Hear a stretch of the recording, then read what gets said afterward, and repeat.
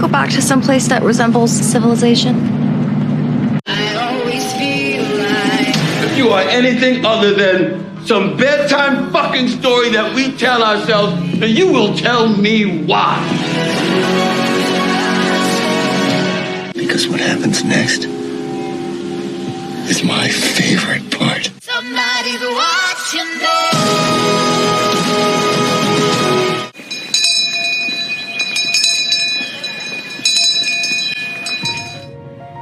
From the other side, Boyd also had paid the price by being a grandparent to Smiley Monster. As Accosta called him a monster, now he believes in himself as a monster.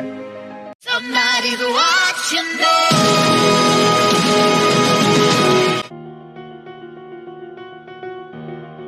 In my other reviews on the first episode, I mentioned on Accosta and her acceptable anger with what she was facing with. The moment she arrived to the town, she faced with a human lying in the middle of the road who ripped his companions apart in a blink and turned into a monster. And after that, she just saw people hurting each other, putting the blame on monsters whom she never had enough time to know about. We see she doesn't trust people around her as she points her empty gun to Chrissy with fear. And after helping her to stitch Elgin's eye, she leaves the colony house as she calls Boyd as a monster himself. It seems new levels, new monsters. This rigged game now has begun. In another level, after them discovering all about the past, Jim's being sacrificed for Tabitha as the cost for her discoveries or maybe her ignorance and secrets. You know why? Only because she got stuck to the past caused by her deep past wound. Now, after watching episode 2, I can discuss on Tabitha's childhood nightmare too. It was Tabitha all by herself projected all her past fears around that lake where Jim and Kenny stayed at night. I bet they all projecting their childhood fears and nightmares into reality. Exactly as everyone is creating a personal horror movie in this town, all based on their childhood wounds as the father wound and, in a deepest level, their ancestral wounds. It seems all these people have something to getting stuck to the past, exactly like an old suitcase, like a baggage. They all reopening their past wounds by repeating the same mistake over and over again. Somebody's watching me. Now, after what happened to Jim, Tabitha, Ethan and Julie were ruined. Especially Ethan, who were the youngest one, dependent on his father more than the other family members. After all, Jim's death had affected on everyone in Fromland.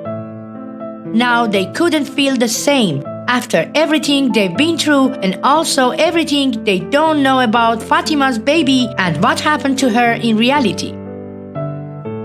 Somebody's watching me. Kenny brings Sophia to show her the town and takes her to the storage back in the diner to pick new glasses. At the same crossroad, they meet Sarah, who is looking quietly to the Jim's body discovery from afar. The moment Kenny finds about what has happened to Jim, he asks Sophia to go back to the clinic. But Sarah offers to take her to the diner to search the storage for new glasses. Kenny was not fully satisfied with that, but Sarah happily takes Sophia with her to the diner as it seems she already knows her and has recognized that who she really is. Maybe this is connected to that suitcase Victor opened with her already, or maybe they both the same. As I mentioned before, Sophia's clothes when she enters the town exactly looks like Sarah's clothes the moment Matthew's family arrived to the town. It seems they both have came from the same period of time, maybe older time, when they were wearing such a simple long dresses. Or maybe even it all connects to the clothes Sarah was worn at the first time. By the way, Sarah takes her to the diner, and the moment they arrive to the diner and see Accosta all alone sitting there by herself, Sarah goes to her, asking her, smiling and smirking as she wants to show her how she has done all those nefarious things. She is freely bucking through the town, even as a proxy for a new arrival. I believe this interaction worked like a trigger on Accosta to becoming mad, hitting the road maybe to find a way out. The moment she arrives to the clinic, raging, trying to steal the ambulance, Mariel and Chrissy arrive, try to stop her. Chrissy jumps into the ambulance as Mariel is angry with her. Accosta is so scared she really doesn't know what or whom to believe. She just pushes the pedal, riding around and round, circling around the town. Maybe she could find a way out. The only reason for Chrissy jumping into the ambulance with her was to protect and help her. Because the only one who saw how much she was scared and broken was Chrissy, who was observing Accosta and her reactions at the colony house when she was helping her stitching Elgin's eye. My mom, she always believed in hell. But you know what I think? I think hell is for people who think that they deserve to suffer, and I don't. I'm a good person, and I don't deserve to be here. Before I discuss more on Accosta's panic, I want to show you a hidden secret, a number written on the ambulance, and I just discovered that when the ambulance left the clinic in a quick shot. You can see number 1069 written on the ambulance. In one of my older reviews on Season 3 first episode, Shattered, I used tarot cards to define the game, and I broke every and each number down into tarot cards and vice versa. Now I'm going to do that with this number again, but first I need to attract your attention to the pilot episode and the opening sequence, where we see Boyd enters the post office sheriff station and there is a number 96 written on the wall as the number of safe nights they have already passed, which seems about 3 months or an entire season. Based on my old review on the pilot episode in Season 3, I used tarot cards to define that number as a clue, symbol or archetype. 9 goes for the Hermit Tarot card as a meaning of being detached and self-immersed. And the number 6 goes for the Lover's Tarot card, which means love and relationship and also choices. When the Hermit Tarot cards stand in the left of the Lover's card and the portrayal of the priest with the torch in his hand has his back on lovers, it means the lack of love and empathy. The priest in the Hermit Tarot card has his back to the lovers and points to the past before lovers. It means detachment. But here you can see 1069 written on the ambulance. Number 10 goes for the Wheel of Fortune Tarot card, which means the turning of the fate or maybe destiny. And this time we have number 69 instead of the 96 we had in the pilot episode. And if we try to read those digits separately as tarot card numbers, again we have the Lovers for number 6 and the Hermit for number 9. This time is exactly the opposite. The Lover's tarot card has been placed before the Hermit card, and now everything must be upside down. Tabitha arrived to the town with love she had for her family and brought Henry, Victor's father, as a symbol of protection and love. The exact meaning that the combination of these two cards as interpretation for 69 presents to us. The arrival of the ambulance to the town was a miracle, event that happened or called Jimpossible. And the number 10 before 69 confirms that the ambulance has caused a turn of event or a life-changing event by the Wheel of Fortune. Ambulance is always here to save, and now Chrissy is aware of what Accosta is going through and tries to protect her. But staying with her at the car, we can exactly feel her panic of fear when she is riding in high speed and is talking about what her mother was told her about the hell that she didn't believe she was deserving to being stuck in such a hell of a place. she was fully confused and scared, as if they let her drive in circle, she would ended up out of gas in front of those monsters at the dark. I believe the moment Boyd puts handcuffs on her, she realized that she really has been stuck in a place where monsters act as human but treat as a monster. The place where monsters and humans act in the same way, cruel and unforgiving. Accosta's bearing with her situation will cause her to become more acknowledged of her path and situation.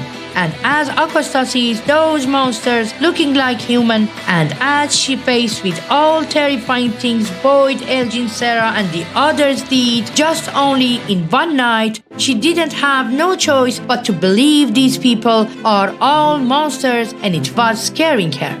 She was all alone by herself, evicted to a corner, sentenced to be a murderer just because of shooting a bullet to protect herself. And it went wrong. And now she has this right not just to be angry, but scared at the same time. She is manifesting and projecting that definition of hell she once heard from her mother into reality. As she is a non-believer to such a religious things and beliefs, her mind is analytic and she acts through her brainy decisions, not quick impressions. Especially as she's a cop, she always has dealt with logic and leaning on the evidence, which means what she sees. Now, after everything she has faced with, she just wants someone or something to make her believe in being stuck in such a harsh place. I believe this is Chrissy who has changed her faith and belief in Boyd. It seems now, after what she has been through, she looks into things with a different point of view, and that's really great. She is aware of these repeating patterns, and you can see it when she yells on Boyd as he's putting handcuffs on Accosta's hands. The main concept is untouched. Patterns are the same. They are repeating over and over again all those patterns. But are they acknowledged enough of these patterns to avoid them? I always feel like If you are anything other than some bedtime fucking story that we tell ourselves, then you will tell me why. Because what happens next is my favorite part. somebody's watching me.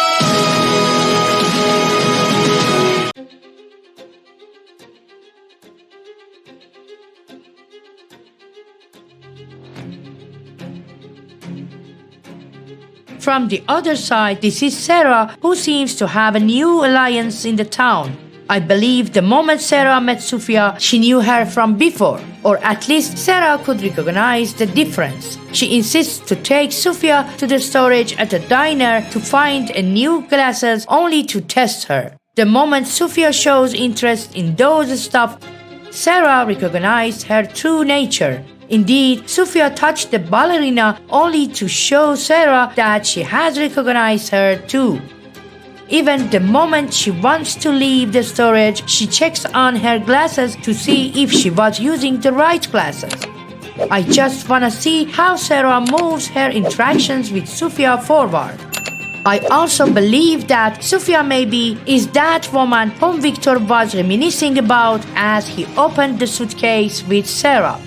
Victor said the boy invite was asked him to pick those stuff they loved the most, but never mentioned on what happened to their clothes and the other stuff.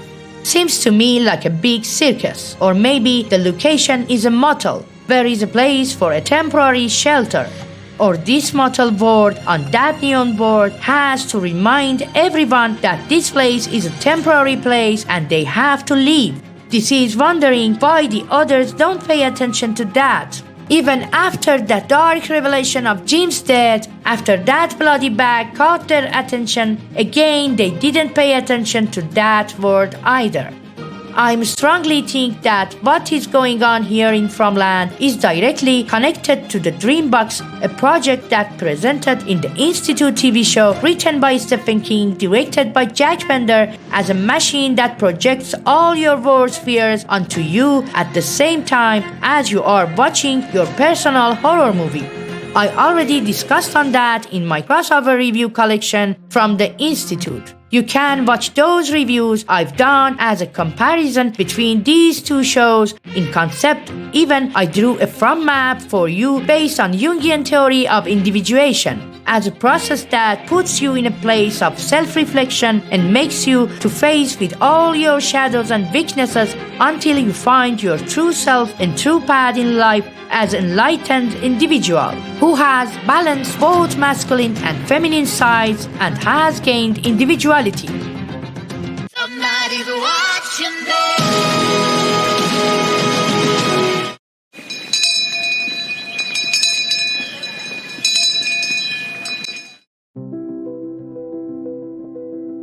I want to point to the Lake of Tears, something we see Jim's ghost asks Ethan to find all alone. He goes to the RV to pick the radio to contact Thomas, or real Thomas as he says. Instead, he visits Jim like that and listens to him as he is asking Ethan to find the Lake of Tears. I believe Ethan is wounded and is reflecting on his father's death and absence in the way he knows about. As Jim always was reading the Chronicle book for him, now he just remembers of his father in that last time they'd spent together by the RV, and convinces himself that he has to find the Lake of Tears.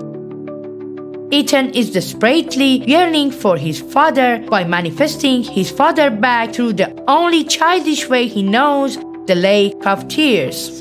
And honestly, the only Lake of Tears I know myself is the eye when you cry, not a river but a lake.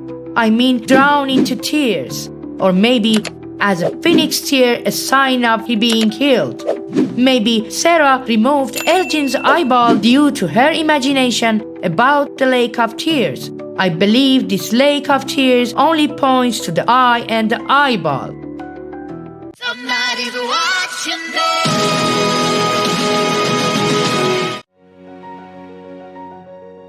In my review on the first episode, I explained about Julie and her time travels. Ethan calls her a storyboker and mentions that she only can visit past events, but she can't change them because the story has been written already and whatever happened is happened.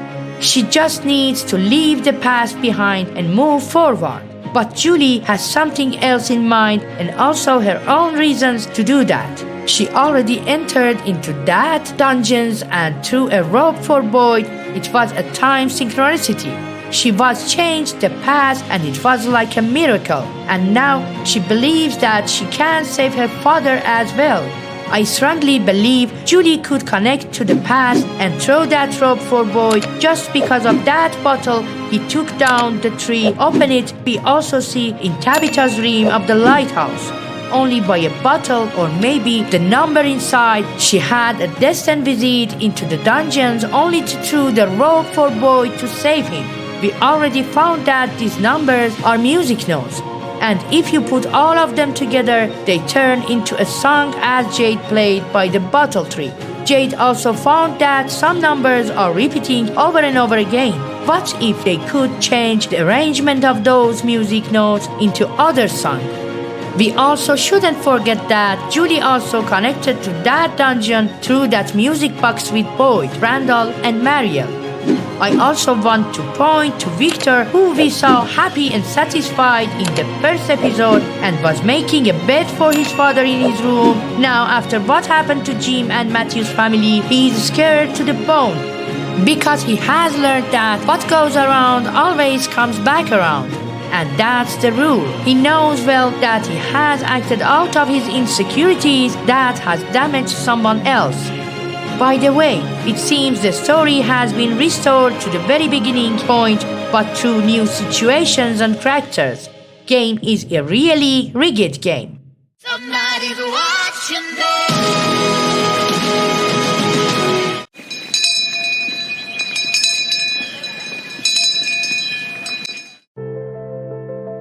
If we want to know more about the Lake of Tears, we need to go back to season 1 and to the pilot episode. To the very first moment we've been introduced to Matthew's family at the RV. We see Julie is playing with Ethan's puppets, miming Norman and Chronicle's adventures.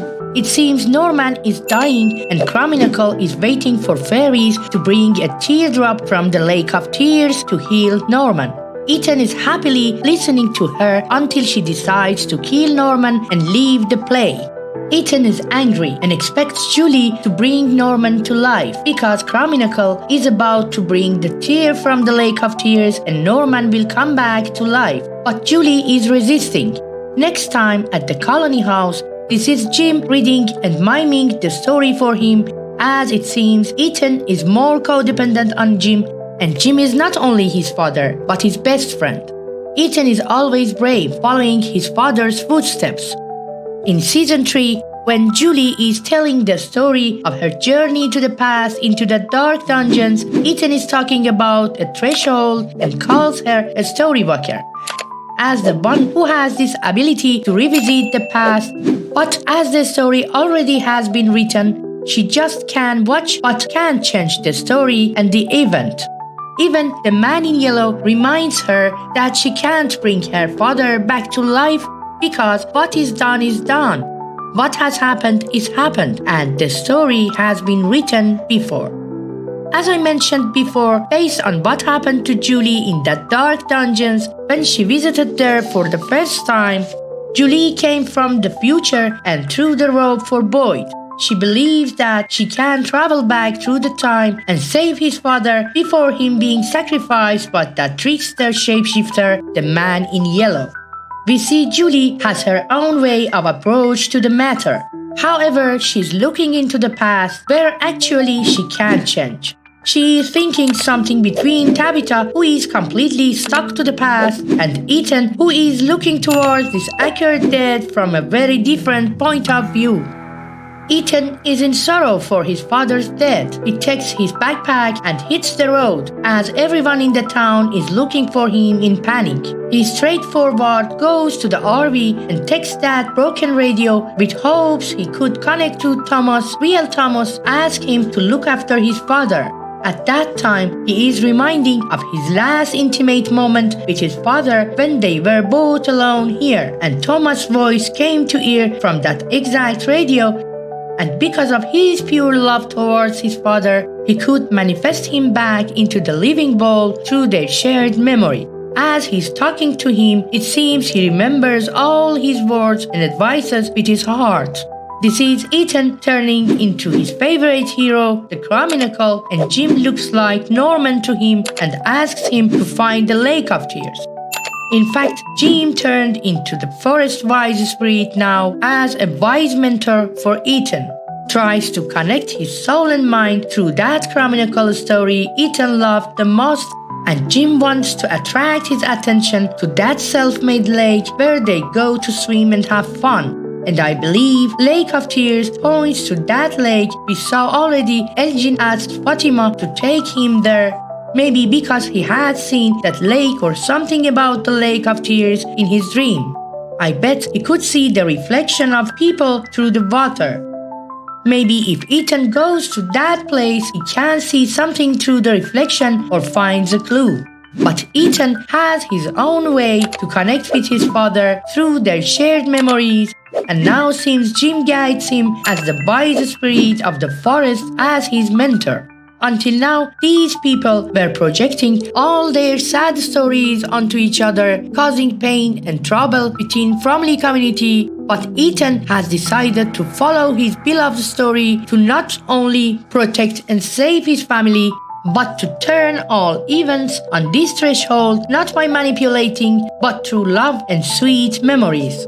I assume Ethan is the one who can turn the page and create a happy ending for this story.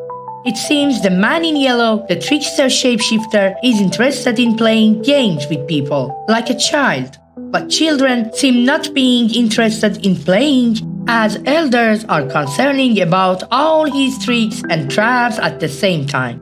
That causes them losing their lives and stability.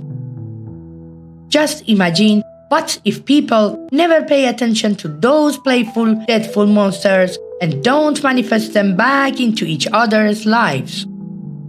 We already saw Randall ignoring those monsters back at the bus. It worked. They have to do the same. Also, Jim was the one who never showed interest in playing games or ridiculous activities. He had to leave because he was not a type who play games. Somebody's watching me. This is Ellen the Marvelous, the movie Gangstar. I know I have talked too much, and I still have too many things to discuss you about. For now, it's better to leave the discussion here and continue our breakdown in next reviews. Hope you enjoyed my review. If you have any ideas or comments, can write as a comment and post below. Like the video if you enjoyed, and share the review with other FROMILY members and fans. Subscribe to my channel to support me, and make sure to turn the bell if you are interested in more reviews on From TV show from me. FROMILY is my family. Thank you all for your support and thanks for watching. See you all in my next review. For now, love and light in peace and harmony.